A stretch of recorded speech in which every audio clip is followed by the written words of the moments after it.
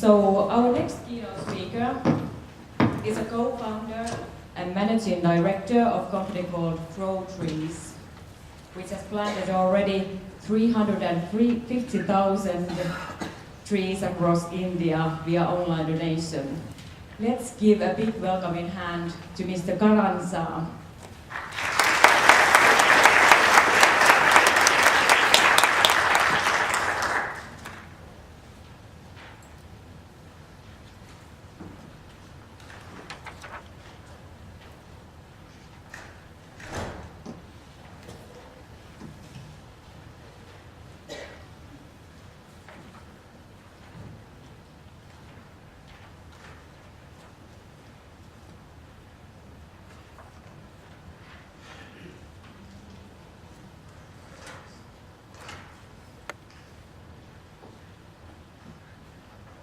Hello everyone, can you hear me?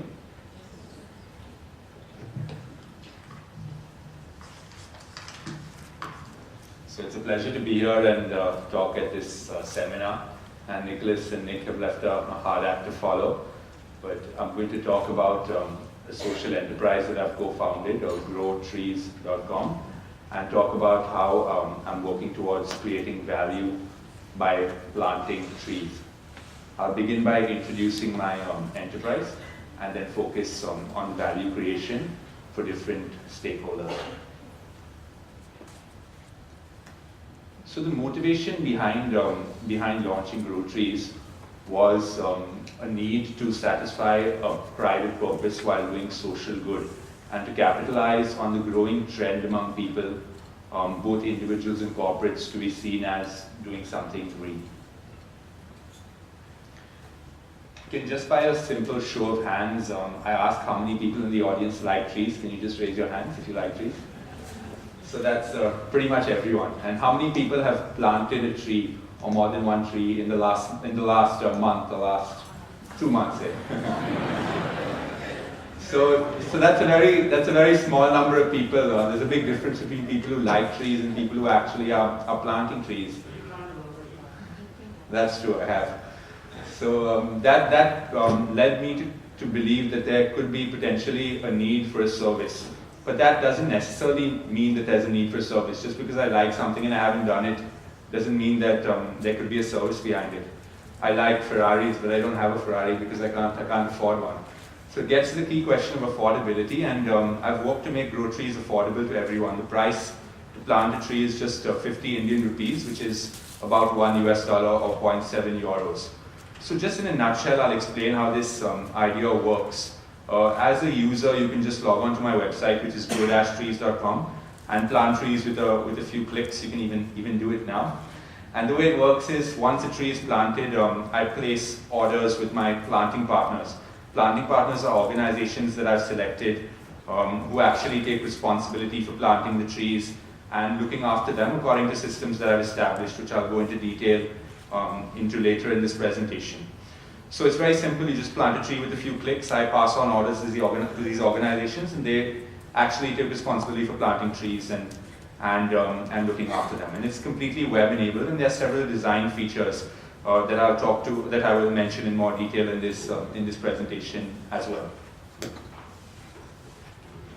So now, exploring the need in the market for a service like this. So among the corporate world, there's a tremendous desire to go green. This desire is caused firstly by an interest in companies in being more sustainable and being more socially responsible, but also an understanding and a belief that employees prefer working for companies that are seen as green.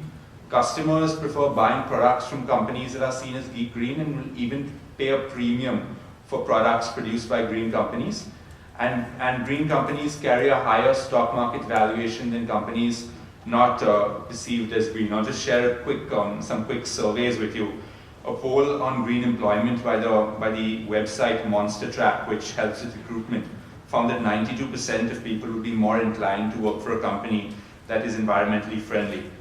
According to an Ipsos Mori survey, 80% of respondents across 15 developed countries would prefer working for a company that has a good reputation in environmental responsibility. The figure was 81% in the US. And to attract job hunters, companies are increasingly focused on putting their environmental efforts in recruiting material. For instance, now Merrill Lynch, across many recruiting, many locations, they put their environmental efforts on the back of every brochure. This slide is an illustration of some ways in which companies have used grow trees to go green.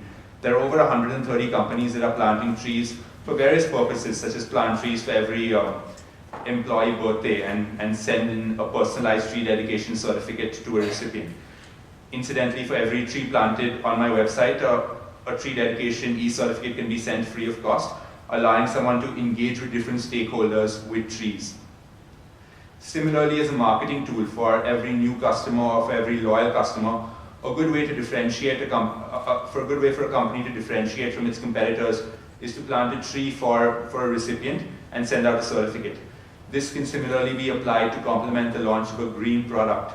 So if you're launching a product that is more eco-friendly or just novel, why not complement the launch of that by planting trees, or engage with dealers or distributors, or offset carbon emission, or reward every new Facebook fan by planting trees, which is a simple, easy, and cheap and environmentally friendly way for a company to engage with different stakeholders. The second big addressable market for this service is the individual market. There's a tremendous need to greet people for all sorts of occasions, for birthdays, for anniversaries, for festivals, for occasions like Valentine's Day or Christmas or New Year. The greeting card industry is a multi-billion dollar industry. In the US, the greeting card industry has about $7 billion of sales, and the average person sends about 30 cards a year. Similarly, in the UK, it's a 1.5 billion pound industry, and in Australia, it's 500 million Australian dollars. With the average person in each country sending at least 20 cards per year. I'm sure everyone here has the need to greet people for occasions, and a majority of people are likely to do it through conventional cards or move on to novel technologies such as Facebook, which is simpler and more convenient. So what this service aims to do is to take a sufficient percentage of the greeting card industry by innovating and providing a novel service that not only allows you to satisfy that need of greeting someone through a certificate, but also do social good by planting trees. I will now focus on the value addition that I've attempted to create by giving users of my website different ways to increase the value and the utility of using this service. So the first and most simple gesture is the use of personalization in the certificates. This is the certificate. As you can see, there's a skeleton of a tree. It's quite basic. The message, the occasion, and the name and the date can all be customized. But a design and value addition feature that I've added is the use of that picture or logo on the certificate. For a company, adding a logo creates brand identity, and for an individual, it makes it more personal and fun. That greeting a friend for a birthday, it's nice if you put a picture of the both of you, or for an anniversary or for a festival, it just gives it that extra touch, which is an innovation that we've developed. The second is the ability to send many tree certificates at once. We've all had occasions where we've needed to reach out to many people on a single occasion, such as after a party, you want to send a thank you note to multiple people, or on New Year or on a festival, you want to greet multiple people. And it's cumbersome to actually write up many cards, or it would be cumbersome to use this service if for every recipient had to fill out a certificate and make a transaction. So what GrowTrees does is to increase the value of users. It offers a service of sending many certificates at once.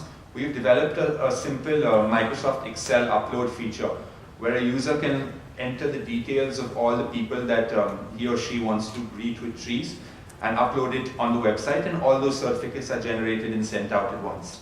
And each certificate can be completely customized with its own unique message and occasion.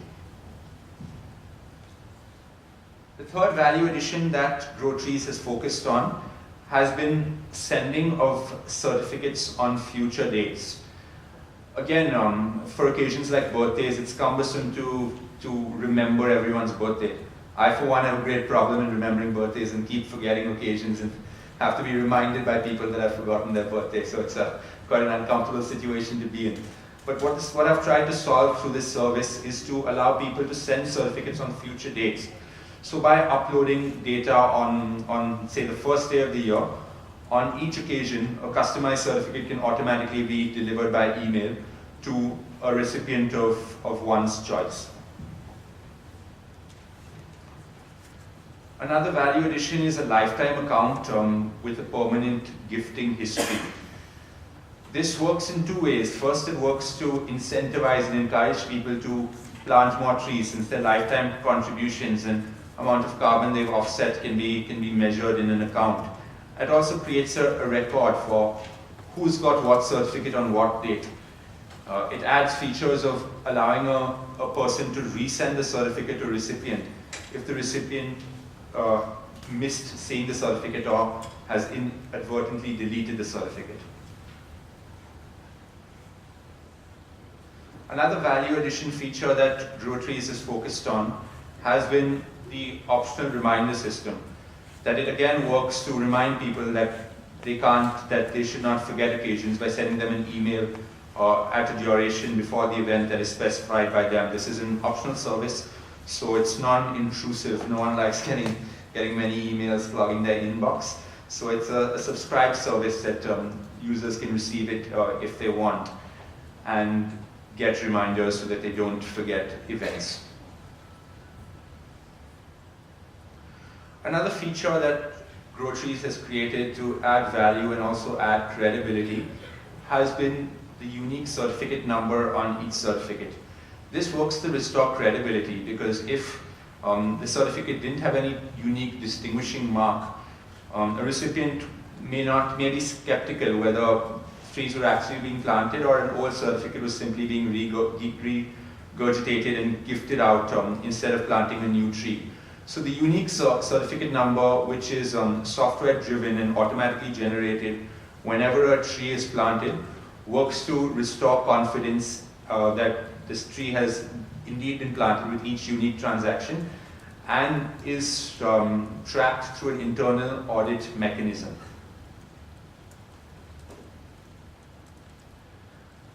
So design is a key feature behind gifting. Apart from convenience and user utility, design, like in the greeting card industry, makes the whole process fun and engaging. When you go to a store to buy a greeting card, there's not just one template that you have. You have several options of different cards that you can choose to send. And similarly, what GrowTrees has tried to do is to allow many different templates to allow the user to choose what template he wants to send to a recipient. This is a snapshot of 5 new templates that we've developed. And each template is customized according to the desire of the user. The template in the middle focuses on wildlife and is designed for projects where the trees are primarily being planted to benefit forests and wildlife. But the ones on the left-hand side of the screen focus more on festivals and birthdays. And the ones on the right focus more on an aesthetically pleasing way to present trees. Now, to create value for the user, we've allowed the user to have as much choice as possible in the location and purpose by which he or she plants trees. We allow the user to choose locations from 11 projects that we have, divided by 3 main purposes. The purposes are trees for forests and wildlife, trees for rural communities, and trees for holy environments. All trees are planted on community land and public land. They're not planted on private land. And as you can see on the screen, this is a snapshot of locations that we have across India, and the number of trees remaining on each project. So the user has a target that he works towards. You can see that once he's planted 5 trees, the amount of trees remaining go down by 5. I'm sure everyone knows the value of trees, so I'm not really going to spend much time talking about this. But just want to reiterate a few of the main values that can be seen on this screen. Now, like I said, all the planting is done on public land. So trees, apart from decarbonizing the world and taking carbon out of the atmosphere, work to improve water catchment areas and augment the downstream flow of water, and work to create wildlife corridors and prevent soil erosion. And the benefits of these are being felt by the poorest of poor people, as a large part of our projects benefit people who live below the poverty line in remote parts of India. So the value from the projects really comes from multifold benefits. Now we develop our own nurseries in each of these 11 locations and plant only local species of trees to maintain the biodiversity. And communities are responsible for developing these nurseries, so that it's a form of employment that's generated as they are paid for their labor. The protection of the trees and the planting is done by themselves, and stone walls like this are built if necessary to protect the planting. I just want to say that all the images used of the planting are actual work that has been done by grow trees. They're not representational images. So credibility is then found through external audit. Third-party auditors go to the site and verify that the planting has been done according to plan.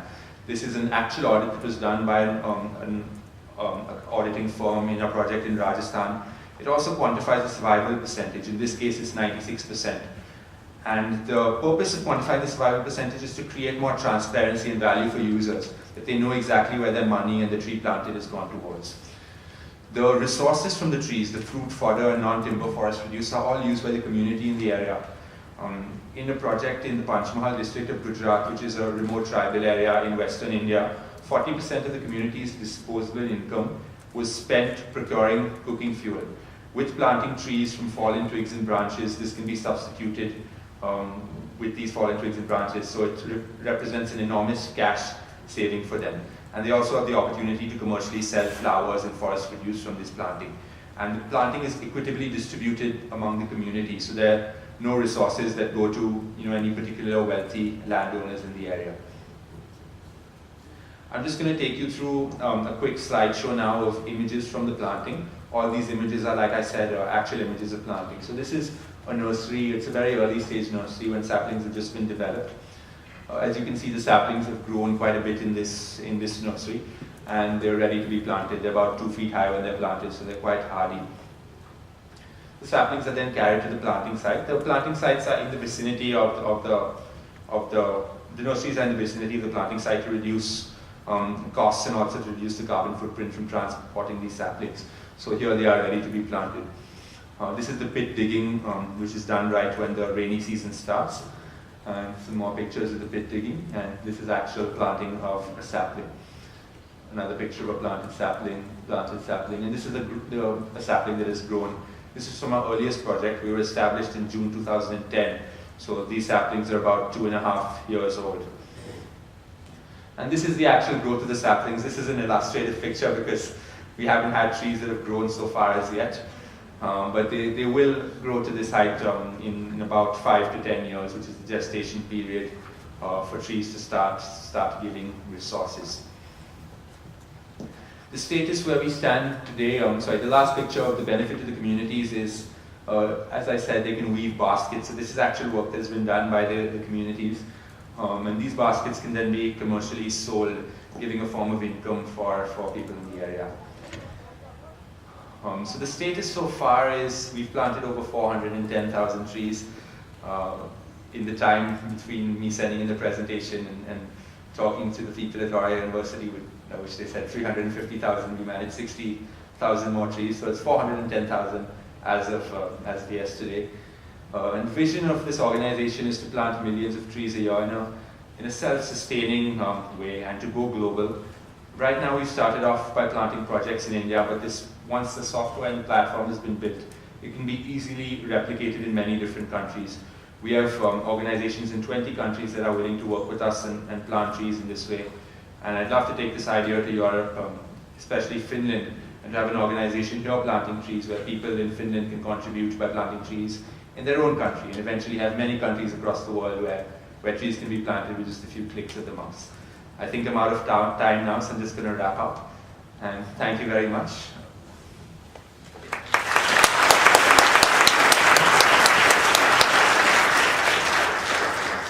Okay, thank you, Karan. We would like to have some questions. Okay. Very quick one. I'm assuming the certificates are digital, not paper, or are they? So the certificates are only digital, except if we can do it completely on handmade recycled paper. We offer the user the ability to print certificates to make it more convenient, and we encourage that they do print it on recycled paper. Great, thank you. More questions? Anyone? Okay, well I have one concerning the organizations. How would they benefit when they donate those trees? How would the organization benefit from that? So the organizations benefit in a few main ways. The first being that through the certificates they can directly engage with different stakeholders. They can engage with employees for birthdays or anniversaries to boost morale, or they can engage with customers to increase customer utility through certificates, or they can engage with dealers or distributors or any stakeholders. And secondly, they benefit from being seen as an environmentally responsible and a socially responsible company that has taken an effort to plant trees. As I said earlier, companies benefit and carry a higher market valuation for being seen as green, and they also make it more attractive for employees to work for them if they're seen as a sustainable and socially responsible company. Okay, so there is the value creation in it. Exactly. Great. Okay, there. Hi Karan, I've got just two questions. Sure. I just realized that I have questions. The first one is that you're selling an idea which shifts the focus away from NGOs to social enterprise, which is very interesting. But social enterprise in itself has to, it's a duality. Sometimes it has to act like a business, but it also has to act like socially responsible for the poor, for whoever you start off to help. And in these lies the challenge, because you will have to continue innovating to address these. You'll have to continue innovating for newer markets, modern markets, and use technology. But as a social enterprise, you might be pushed away from the social cause. So you need to be very reflective on that one, because more technology will take you away to more modern ideas. That's the first question. How do you square the circle? That's a good question, and it's a key challenge that I think I faced, and I'm sure a lot of other social entrepreneurs have faced as well. And the way I've addressed that is to make Rotaries a self-sustaining, for-profit private enterprise, so that it can take care of its own costs and not be dependent on grants or charities. But to keep the social philosophy and to ensure that the social enterprise mission and the mission behind this organization is met, is that the resources from the trees are completely used for the benefit of communities in the area. There's absolutely no benefit that Grow Trees gets from the trees, and the resources are completely used for people who live in the area and typically live below the poverty line. And also on a pricing front, we've tried to keep the price as low as possible to enable us to plant as many trees as we can, that at a price of 50 rupees or less than €1, less than $1 a tree. It could be argued that it would make sense for us to raise the price, which we eventually will have to do. But keeping the social philosophy in mind, we wanted to keep the price as low as possible to plant as many trees. And as time progresses, I'm sure we'll need to diversify and launch new projects and diversify into new related services. But I don't see any moral dilemma in doing that, as long as the social philosophy behind the organization is kept intact. And there is a dilemma. If you want, say, Finland to be your area of operation, one company is interested, where are they going to find poverty here?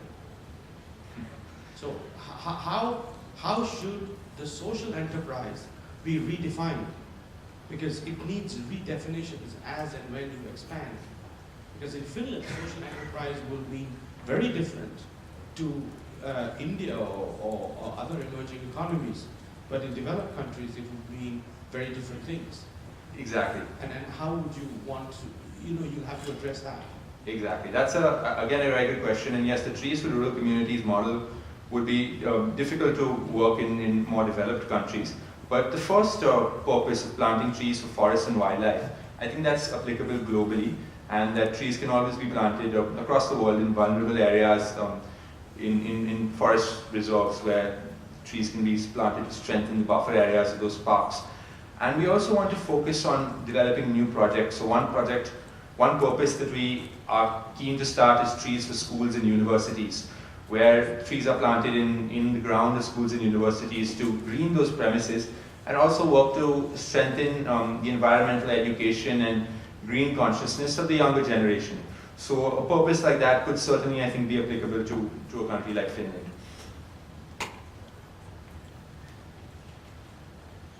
That was really a great talk and idea, and actually an interesting lesson to Finns, because we seem to have outsourced this kind of idea and responsibility for companies and government offices.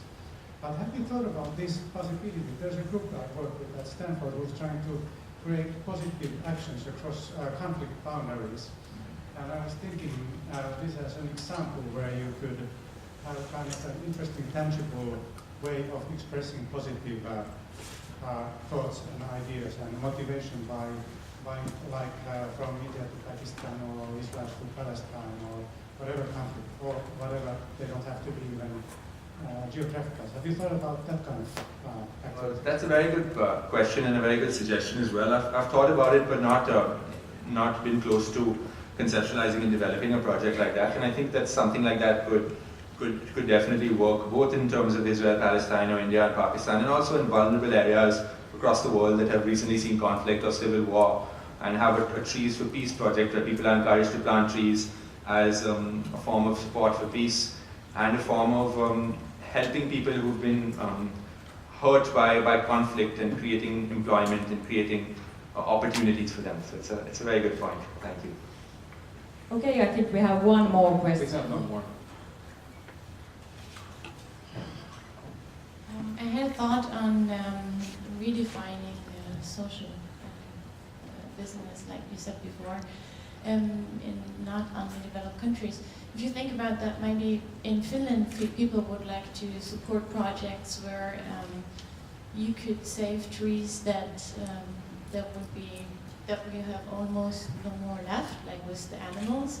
Like if you have, I know I like to support panda bears if there's only like a very small population left. And if we would do invest in some research, and you know there's only a few of this kind of group of plants and trees left, and I would feel like, oh, I could support those surviving in our world. That might be another value that you could add to the customer. Thank you. I think that's another very good point and a good suggestion. And particular species of trees that are endangered could be a good focal point for when we launch new projects. Similarly to the panda, a few of our projects are focusing on the tiger, which again is a highly endangered animal that people across the world are passionate about conserving. So we do plant trees in the periphery of tiger reserves. And definitely I think it would be interesting and viable to extend new projects to other endangered animals like pandas or other animals in Africa that are similarly threatened by deforestation and destruction of their natural habitats. Okay, thank you, Mr. Karan Shah. Thank you.